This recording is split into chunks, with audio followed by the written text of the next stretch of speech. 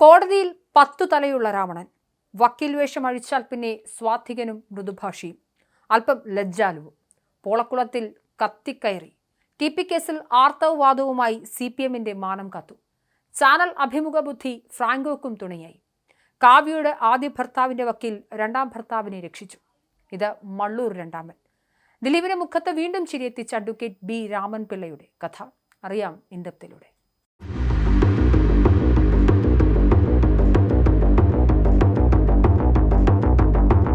വർഷങ്ങളായി കേരളം ഉറ്റുനോക്കിയിരുന്ന കേസിൽ വിധി വരുമ്പോൾ അത് ദിലീപിന് ആശ്വാസമെങ്കിൽ രാമൻ പിള്ളയുടെ അഭിഭാഷക ജീവിതത്തിൽ മറ്റൊരു നാഴികക്കല്ലാണ് ഈ കേസ്. പ്രോസിക്യൂഷൻ തെളിവുകൾ പൊളിക്കാനും പ്രതിഭാഗത്തിന്റെ വാദങ്ങൾ കോടതിയിൽ ശക്തമായി അവതരിപ്പിക്കാനും രാമൻ പിള്ള നേരിട്ട് തന്നെ വിചാരണ വേളയിൽ ഉടനീളം ദിലീപിന് വേണ്ടി കോടതിയിൽ ഹാജരായി. സാക്ഷിമൊഴികൾ പൊളിച്ചെടുക്കാൻ ക്രോസ് വിസ്താരത്തിൽ രാമൻ പിള്ളയുടെ കൂർമ്മബുദ്ധി പലതവണ പ്രയോഗിച്ചു. വിചാരണ കോടതി മുതൽ സുപ്രീം കോടതി വരെ ദിലീപിന് വേണ്ടി നിരവധി ഹർജികൾ, തടസ്സ ഹർജികളും രാമൻ പിള്ള അസോസിയേറ്റ്സ് നിരവധി തവണ ഫയൽ ചെയ്തു.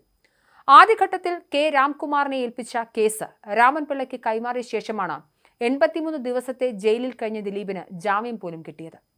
ദിലീപിനെ കേസിൽ നിന്നും രക്ഷപ്പെടുത്താൻ രാമൻ പിള്ള ഉയർത്തിയ വാദങ്ങളെല്ലാം ഫലം കണ്ടു. മള്ളൂർ വക്കീലും 10,000 രൂപയും ഉണ്ടെങ്കിൽ ആർക്കും ആരെയും കൊല്ലാമെന്നും കോടതിയിൽ മള്ളൂർ വാദിച്ചാൽ പുഷ്പം പോലെ ഇറങ്ങി വരാമെന്നുമുള്ള മള്ളൂർ ഗോവിന്ദപിള്ള എന്ന അഭിഭാഷകന്റെ പുതുപതിപ്പാണ് K രാമൻപിള്ള. ജാമ്യം ലഭിക്കാൻ തുടർച്ചയായി ജയിലിൽ കഴിഞ്ഞതോടെയാണ് 2017 ഓഗസ്റ്റ് 4 ദിലീപിന്റെ ജാമ്യാപേക്ഷയിൽ രാമൻപിള്ള കോടതിയിൽ ഹാജരാകുന്നത്. ദിലീപ് ജയിൽ മോചിതനായത് ഇതിനു ശേഷമാണ്. ഇപ്പോൾ കേസ് വിചാരണയിലും രാമൻപിള്ള താരമായി. വിചാരണ മനഃപൂർവ്വം നീട്ടിക്കൊണ്ടു പോകാനുള്ള ഇടപെടലുകൾ എന്ന വിമർശനവും രാമൻപിള്ളയ്ക്കെതിരെ ഉയർന്നു. ഒടുവിൽ കേസിൽ തെളിവ് നശിപ്പിച്ചെന്ന കുറ്റത്തിന് രാമൻപിള്ള തന്നെ പ്രതിയാകുമെന്ന ഘട്ടത്തിലെത്തി. ദിലീപ് ഹൈക്കോടതിയിൽ സമർപ്പിച്ച ഫോണുകളിലെ തെളിവുകൾ രാമൻപിള്ളയും കൂട്ടരും സായ് ശങ്കർ എന്ന IT വിദഗ്ധന്റെ സാന്നിധ്യത്തിൽ നശിപ്പിച്ചെന്നായിരുന്നു ക്രൈംബ്രാഞ്ചിന്റെ ആരോപണം. പക്ഷെ അതൊന്നും തെളിയിക്കാൻ കഴിഞ്ഞില്ല. ഇതോടെ ദിലീപിനെതിരെയുള്ള ഗൂഢാലോചന കേസ് പൊളിഞ്ഞു. 1000 രൂപയും മള്ളൂർ വക്കീലും ഉണ്ടെങ്കിൽ ആർക്കും ആരെയും കൊല്ലാമെന്ന് പണ്ടൊരു ചൊല്ലുണ്ട്. മള്ളൂർ ഗോവിന്ദപിള്ള എന്ന അഭിഭാഷകൻ വാദിച്ചാൽ ഏത് കേസിൽ നിന്നും പുഷ്പം പോലെ രക്ഷപ്പെടാമെന്നായിരുന്നു ഒരു കാലത്ത് ജനം വിശ്വസിച്ചിരുന്നത്. കോടതിയിൽ വെടിയുണ്ട വിഴുങ്ങി പ്രതിയെ രക്ഷിച്ചതടക്കമുള്ള മള്ളൂർ കഥകൾ ശരിയായിരുന്നെങ്കിലും അദ്ദേഹത്തിന്റെ മൊത്തത്തിലുള്ള കേസ് ഹിസ്റ്ററി നോക്കിയാൽ വിജയകഥകൾ തന്നെയാണ് ഏറെ. അതുകൊണ്ടായിരിക്കണം 1000 രൂപയും മള്ളൂർ വക്കീലും ഉണ്ടെങ്കിൽ ആർക്കും ആരെയും കൊല്ലാമെന്ന് ഒരു ചൊല്ലു പോലും പറയുന്നത്. പക്ഷേ മള്ളൂർ വക്കീലൊക്കെ പ്രാക്ടീസ് ചെയ്തത് 1904 മുതലുള്ള കാലമായിരുന്നു. അന്ന് കേരളത്തിൽ നല്ല ക്രിമിനൽ അഭിഭാഷകർ പോലും കുറവായിരുന്നു. കേസുകൾക്ക് മാധ്യമ ശ്രദ്ധയും ഉണ്ടായിരുന്നില്ല. പക്ഷേ ഇക്കാലത്ത് ഈ ചൊല്ല് ലക്ഷങ്ങളും രാമൻപിള്ള വക്കീലും ഉണ്ടെങ്കിൽ ആർക്കും ആരെയും കൊല്ലാം എന്ന രീതിയിൽ മാറിയിരിക്കുന്നു എന്ന് പറഞ്ഞാൽ അത് അതിശയോക്തിയല്ല. TP വധക്കേസിൽ CPM നേതാക്കളെ രക്ഷിച്ചെടുത്ത രാമൻപിള്ള എല്ലാവരും ശിക്ഷ കിട്ടുമെന്ന് കരുതിയിരുന്ന ബിഷപ്പ് ഫ്രാങ്കോ മുളയ്ക്കലിനെ ഊരിയെടുത്തതോടെ നിയമവൃത്തങ്ങളെയും അമ്പരപ്പിച്ചു. ഇപ്പോൾ നടൻ ദിലീപിനും ആശ്വാസമാണ്. ഇതോടെ രാമൻപിള്ള വക്കീലിന് ശരിക്കും ഒരു അമാനുഷിക പ്രതിച്ഛായയാണ് ഉണ്ടായിരിക്കുന്നത്. ആധുനിക കാലത്തെ മള്ളൂർ വക്കീൽ എന്നാണ് അദ്ദേഹത്തെ പലരും വിശേഷിപ്പിക്കുന്നത്. എന്നാൽ സരസനും കവിയും പ്രഭാഷകനുമൊക്കെയായി മള്ളൂർ ഗോവിന്ദപിള്ളയിൽ നിന്നും തീർത്തും വ്യത്യസ്തനാണ് വ്യക്തിജീവിതത്തിൽ രാമൻപിള്ള. മാധ്യമങ്ങളോട് അധികം സമ്പർക്കം പുലർത്താത്ത അദ്ദേഹത്തിന്റെ ഒരു ബയോഡേറ്റ പോലും പബ്ലിക് ഡൊമൈനിൽ കിട്ടാനില്ല. ദിലീപിന് മുൻകൂർ ജാമ്യം കിട്ടിയ ദിവസം പോലുള്ള അപൂർവ സന്ദർഭങ്ങളിലാണ് അദ്ദേഹം മാധ്യമങ്ങളോട് സംസാരിക്കുക, അതും ഏതാനും മിനിറ്റുകൾ മാത്രം. കോടതി ഹിയറിംഗും കേസ് പഠനവും ചർച്ചയായി ദിവസവും 18 മണിക്കൂർ ജോലി. ഈ കഠിനാധ്വാനവും അർപ്പണബോധവും തന്നെയാണ് രാമൻപിള്ളയെ മറ്റ് അഭിഭാഷകരിൽ നിന്നും വ്യത്യസ്തനാക്കുന്നത്. അഭിഭാഷക വൃത്തിയുമായി പറയത്തക്ക ബന്ധമൊന്നുമില്ലാത്ത കുടുംബത്തിലാണ് രാമൻപിള്ള ജനിക്കുന്നത്. മാവേലിക്കരയിലെ ചെട്ടിക്കുളങ്ങര ഗ്രാമത്തിൽ ബാല്യം. കർഷകനായ പിതാവ് S മാധവൻ പിള്ളയുടെ ആഗ്രഹമായിരുന്നു മകനെ ഒരു വലിയ വക്കീലായി കാണണമെന്നത്. അമ്മ അംബിക DO ആയിട്ടാണ് റിട്ടയർ ചെയ്തത്. അവർക്ക് മകനെ ഉദ്യോഗസ്ഥനാക്കാനായിരുന്നു താല്പര്യം. മാവേലിക്കര ഗവൺമെന്റ് ഹൈസ്കൂളിലായിരുന്നു പ്രാഥമിക വിദ്യാഭ്യാസം. പന്തളം NSS കോളേജിൽ നിന്ന് പ്രീ ഡിഗ്രിയും തുടർന്ന് ബിരുദവും നേടി. 1972 അദ്ദേഹം എറണാകുളം ലോ കോളേജിൽ നിന്ന് പാസ്സാകുന്നത്. തൊട്ടടുത്ത വർഷം തന്നെ എൻറോൾ ചെയ്ത് പ്രാക്ടീസ് ചെയ്യാൻ തുടങ്ങി. പ്രഗത്ഭനായ ക്രിമിനൽ അഭിഭാഷകൻ MN സുകുമാരൻ നായരുടെ ജൂനിയറായിട്ടാണ് ആ യുവാവ് പ്രാക്ടീസ് തുടങ്ങിയത്. എറണാകുളം മുല്ലശ്ശേരി കനാൽ റോഡിലെ ചെറിയൊരു ഓഫീസിലായിരുന്നു തുടക്കം. തന്നെ മോൾഡ് ചെയ്തെടുത്തത് MN സുകുമാരൻ നായരാണെന്ന് രാമൻപിള്ള പറയാറുണ്ട്. മറ്റുള്ളവരെ പോലെ ജൂനിയേഴ്സിനെ തളച്ചിടുമെന്ന് ആഗ്രഹമുള്ള വ്യക്തിയായിരുന്നില്ല സുകുമാരൻ നായർ. രാമൻപിള്ളയുടെ കഴിവും താല്പര്യവും അർപ്പണ മനോഭാവവും കണ്ട് പരമാവധി അവസരങ്ങൾ നൽകി. രാമൻപിള്ള ആദ്യമായി ഒരു കേസ് ജയിച്ചത് സിവിൽ കേസായിരുന്നു. പക്ഷേ പിൽക്കാലത്ത് അദ്ദേഹം ക്രിമിനൽ കേസുകളിൽ ശ്രദ്ധ കൊടുത്തു. കാസർഗോഡ് മുതൽ തിരുവനന്തപുരം വരെയുള്ള വിചാരണ കോടതിയിൽ പോയി കേസ് നടത്തിയ കാലമാണ് രാമൻപിള്ളയെ തൊഴിലിന്റെ മർമ്മം പഠിപ്പിച്ചത്. പ്രധാന കേസുകളിൽ പോലും സാക്ഷി വിസ്താരമൊക്കെ രാമൻപിള്ളയെ ഏൽപ്പിച്ച് ഫൈനൽ ഹിയറിംഗിന് എത്തുക എന്നതായിരുന്നു പല കേസുകളിലും MN സുകുമാരൻ നായർ സ്വീകരിച്ചിരുന്നത്. അങ്ങനെയാണ് പിൽക്കാലത്ത് CBI ഡയറിക്കുറിപ്പ് എന്ന ചലച്ചിത്രത്തിന് നിമിത്തമായ പോളക്കുളം കേസിൽ രാമൻപിള്ള ഹാജരാകാൻ കഴിയുന്നത്. ഇതിലൂടെ വാദങ്ങളിലൂടെ പൊതുസമൂഹം അദ്ദേഹത്തെ ശ്രദ്ധിച്ചു. വൈകാതെ അദ്ദേഹം സ്വതന്ത്ര അഭിഭാഷകനായി. ആദ്യമായി കേസ് ഹൈക്കോടതിയിൽ വിജയിച്ചപ്പോൾ തന്റെ പിതാവിനെ പോയി കണ്ട് വിവരം അറിയിച്ച് ആശീർവാദം വാങ്ങി.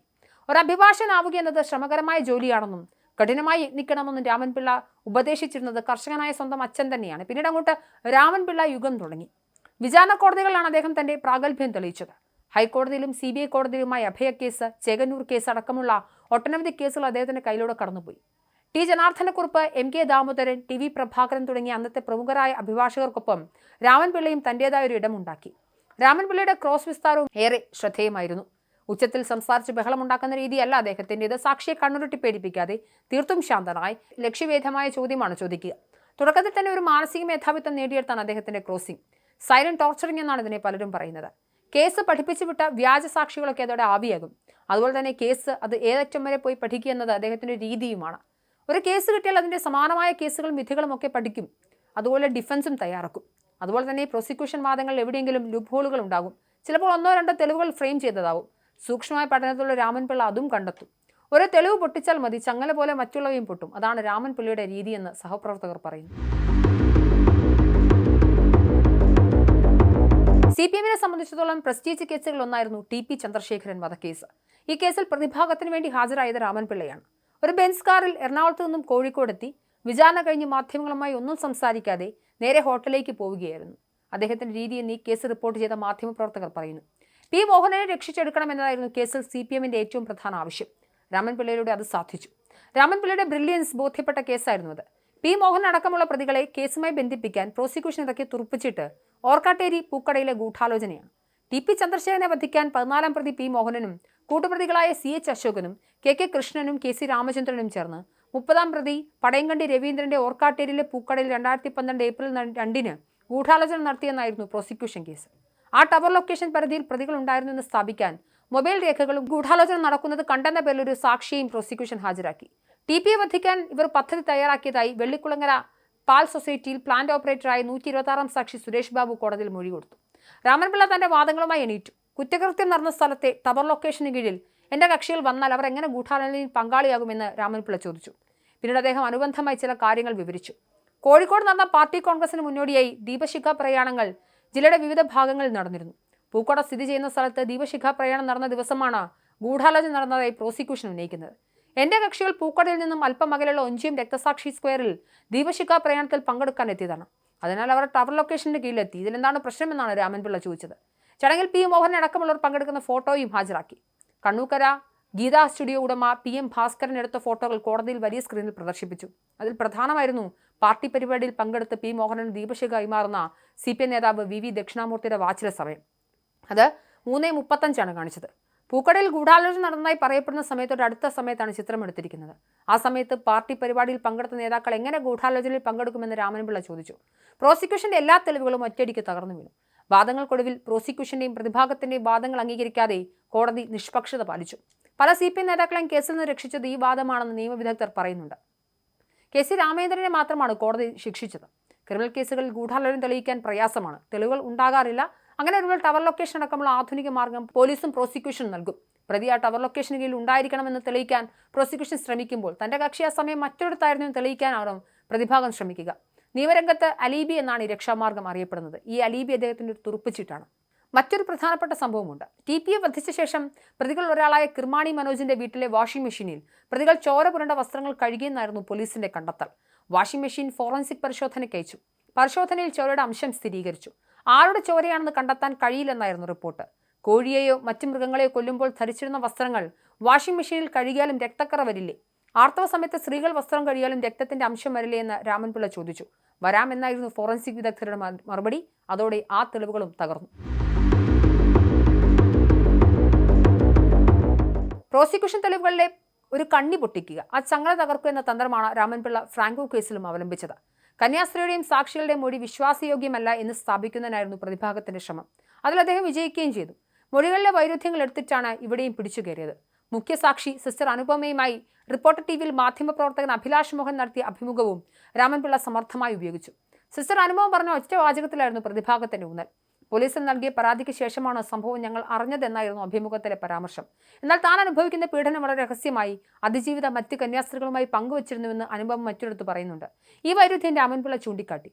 പോലീസ് പരാതിക്ക് ശേഷമാണ് ഞങ്ങൾ ഈ സംഭവത്തെക്കുറിച്ച് കൂടുതൽ അറിഞ്ഞതെന്നായിരുന്നു അനുപമ ഉദ്ദേശിച്ചത്. അഭിലാഷ് മോഹനുമായുള്ള അഭിമുഖത്തെക്കുറിച്ച് രാമൻപിള്ള ചോദിച്ചപ്പോൾ വിശേഷം ചില വരികൾ ഉദ്ധരിച്ച് ചോദിച്ചപ്പോൾ കുറച്ച് വർഷങ്ങൾക്ക് മുൻപ് പറഞ്ഞത് ഞാൻ കൃത്യമായി ഓർക്കുന്നില്ല എന്നായിരുന്നു സിസ്റ്റർ അനുപമയുടെ മറുപടി. അഭിമുഖത്തിൽ പരാമർശിച്ച ചില കാര്യങ്ങൾ രാമൻപിള്ള കുത്തി വക്കീൽ ബുദ്ധിയോട് ചോദിച്ചപ്പോൾ അവർക്ക് ഓർത്തെടുക്കാനായില്ല. വിശ്വസിക്കാവുന്ന സാക്ഷിയല്ല അനുപമ എന്ന് ഇതോടെ സ്ഥിരീകരിക്കാനായി. തീക്ഷ്ണമായ ക്രോസ് എക്സാമിനേഷനിടെ സിസ്റ്റർ പൊട്ടിക്കരയുക പോലും ചെയ്തു. പോലീസിന് കൊടുത്ത മൊഴിയിൽ, കോടതിയിൽ കൊടുത്ത മൊഴിയിൽ, ഡോക്ടർ എഴുതിയ മൊഴിയിലൊക്കെ ചില വ്യത്യാസങ്ങൾ എടുത്താണ് പ്രതിഭാഗം മീരയുടെ വിശ്വാസ്യത തകർത്തത്. മഠത്തിൽ 2 ഗ്രൂപ്പുകളുമായി അധികാര തർക്കമുണ്ടായിരുന്നു. ബിഷപ്പും പരാതിക്കാരിയുമായി ബന്ധപ്പെട്ട് ചില തർക്കങ്ങൾ നിലനിന്നു. അതിന്റെ തുടർച്ചയായി രൂപപ്പെട്ടതാണ് ഈ കേസെന്ന് സംശയിക്കേണ്ടിയിരുന്നു എന്നാണ് രാമൻപിള്ള പറഞ്ഞത്. കന്യാസ്ത്രീക്ക് ബിഷപ്പുമായല്ല മറ്റു പലരുമായിട്ടായിരുന്നു ബന്ധമെന്ന് പ്രതിഭാഗം വാദിച്ചപ്പോൾ ഈ വാദത്തെ ഖണ്ഡിക്കാൻ പ്രോസിക്യൂഷന് സാധിച്ചില്ല. പക്ഷേ ബിഷപ്പുമായി ബന്ധമുള്ള കേസ് വരും മുമ്പേ പരാതിക്കാരുടെ ഒരു ബന്ധു തന്നെ അവർക്കെതിരെ പരാതിയുമായി വന്നിരുന്നു. ലിംഗം യോനിയിൽ കടത്തി പീഡിപ്പിച്ചു എന്ന മൊഴി ആദ്യം പലരോടും പറഞ്ഞപ്പോൾ വ്യക്തമായി പറഞ്ഞില്ല എന്ന് കോടതി വിധിയിലും ചൂണ്ടിക്കാട്ടുന്നുണ്ട്. ഫ്രാങ്കോയും മിരയും തമ്മിൽ നടന്ന ഉഭയകക്ഷി ലൈംഗികബന്ധമാണെന്ന പ്രതിഭാഗത്തിന്റെ വാദം വിധിയിലും സാധൂകരിച്ചു. പീഡനം കഴിഞ്ഞും കാറിൽ ഒരുമിച്ച് സഞ്ചരിച്ചതും ഇമെയിൽ അയച്ചതുമൊക്കെ പ്രണയബന്ധം കൊണ്ടെന്നും കോടതിയും അംഗീകരിക്കുന്നു. ചുരുക്കി പറഞ്ഞാൽ നന്നായി വിയർപ്പൊഴുക്കിയാണ് രാമൻപിള്ള ഫ്രാങ്കോയും രക്ഷിച്ചെടുത്തത്. ദിലീപ് അറസ്റ്റിലായപ്പോൾ താരത്തിന്റെ സുഹൃത്തുക്കൾ ആദ്യം സമീപിച്ചത് അഡ്വക്കേറ്റ് ബി രാമൻപിള്ളയായിരുന്നു. എന്നാൽ കാവ്യമാധവനും നിശാൽ ചന്ദ്രനും തമ്മിലുള്ള വിവാഹമോചനത്തിൽ കാവ്യയുടെ എതിർഭാഗം വക്കീലായിരുന്നു രാമൻപിള്ള. എന്നിട്ടും ദിലീപ് കേസ് വന്നപ്പോൾ സുഹൃത്തുക്കൾ എന്തുകൊണ്ട് ആദ്യം രാമൻപിള്ളയെ സന്ദർശിച്ചു എന്നത് പലർക്കും അമ്പരപ്പുണ്ടാക്കി. എന്നാൽ ഈ ആവശ്യം രാമൻപിള്ള തള്ളുകയായിരുന്നു. കാവ്യയുടെ വിവാഹമോചന കേസിൽ നിശാലിന്റെ വക്കീലായിരുന്നു താനെന്നും അതിനാൽ ഈ കേസ് എടുക്കാൻ കഴിയില്ലെന്നും അദ്ദേഹം വ്യക്തമാക്കി. അങ്ങനെയാണ് കേസ് അഡ്വക്കേറ്റ് രാംകുമാറിലെത്തുന്നത്. എന്നാൽ ഹൈക്കോടതിയിൽ രാംകുമാറിന് പിഴച്ചു. ദിലീപിനെ ജാമ്യം നിഷേധിച്ചു. ഈ സാഹചര്യത്തിൽ ദിലീപിന്റെ സുഹൃത്തുക്കൾ രാമൻപിള്ളയെ തേടി വീണ്ടും എത്തി. അവരുടെ നിർബന്ധവും കുടുംബത്തിന്റെ കണ്ണീരും കണ്ട് കേസ് അദ്ദേഹം ഏറ്റെടുത്തു. കേസിൽ ദിലീപിന് ജാമ്യം കിട്ടാൻ സാധ്യതയുണ്ടോ എന്ന കാര്യത്തിൽ ആദ്യഘട്ടത്തിൽ രാമൻപിള്ളയ്ക്കും ഉറപ്പുണ്ടായിരുന്നില്ല. ടി.പി. കേസിൽ മോഹനൻ മാസ്റ്ററെ രക്ഷിച്ച അലീബി തെളിവ് തന്നെയാണ് രാമൻപിള്ള ഇവിടെയും എടുത്തത്. ദിലീപ് ഒരു തവണ പോലും ഒന്നാം പ്രതി സുനിയെ കാണുകയോ ഫോണിൽ സംസാരിക്കുകയോ ചെയ്തിട്ടില്ല, തിരിച്ചും വിളിച്ചിട്ടില്ല. ഒരു ടവർ ലൊക്കേഷന് കീഴിൽ വന്നതുകൊണ്ട് ദിലീപ് എങ്ങനെ ഗൂഢാലോചനയിൽ പങ്കാളിയാകുമെന്നും നടൻ ദിലീപിന്റെ നമ്പർ തേടിയാണ് സുനി വിഷ്ണു എന്ന പ്രതിയെ സംവിധായകൻ നാദർഷയുടെയും ദിലീപിന്റെ ഡ്രൈവർ അപ്പുണ്ണിയുടെയും അടുത്തേക്ക് അയക്കുന്നത്. കൊട്ടേഷൻ കൊടുക്കുന്ന ആളിന്റെ ഫോൺ നമ്പർ പോലും അറിയാതെയാണ് ഒരാൾ കൊട്ടേഷൻ ഏറ്റെടുക്കുന്നതെന്നായിരുന്നു രാമൻപിള്ളയുടെ ചോദ്യം. ഇതോടെ ദിലീപിന് ജാമ്യം കിട്ടി. ഇപ്പോൾ കുറ്റവിമുക്തി. രാമൻപിള്ള വക്കീലുമായി ഇപ്പോൾ താരതമ്യം ചെയ്യപ്പെടുന്ന മള്ളൂർ ഗോവിന്ദപിള്ളയ്ക്ക് പൊതുരംഗത്തേറെ സജീവമായിരുന്നു. 1000 രൂപയും മള്ളൂരും ഉണ്ടെങ്കിൽ ആരെയും കൊല്ലാമേ രാമനാരായണൻ എന്ന കവിത ചെങ്ങമ്പുഴ കൃഷ്ണപിള്ള ആലപിക്കുമ്പോൾ ആ യോഗത്തിന്റെ അധ്യക്ഷൻ സാക്ഷാൽ മള്ളൂറായിരുന്നു. കൊതുകിനെ അടിച്ചുകൊന്ന കവി കൊലയാളിയായി മാറുന്നതിനെക്കുറിച്ചൊരു വിനോദ കവിതയാണ് അവിടെ ചെങ്ങമ്പുഴ അവതരിപ്പിച്ചത്. തിരുവനന്തപുരം ആർട്സ് കോളേജ് മലയാള സമാജം യോഗത്തിൽ അധ്യക്ഷനായിരുന്ന മള്ളൂർ അപ്പോൾ ഊറിച്ചിരിക്കുകയായിരുന്നു. അതിസങ്കീർണമായ കേസുകളിൽ വാദം കഴിഞ്ഞ് ശ്രീമൂലം ക്ലബ്ബിൽ പോയി ടെന്നീസ് കളിച്ചും തിയേറ്ററിൽ സിനിമ കണ്ടും രാത്രി കഥകളി ആസ്വദിച്ചും ജീവിച്ചിരുന്ന മള്ളൂരിൽ നിന്നും ഏറെ വ്യത്യസ്തനാണ് രാമൻപിള്ള. ഒരു പബ്ലിക് ഫിഗറേ അല്ല അദ്ദേഹം. മാത്രമല്ല വ്യവഹാര ലോകത്തിൽ നിന്നും മാറി നിൽക്കാൻ അദ്ദേഹത്തിന് സമയവുമില്ല.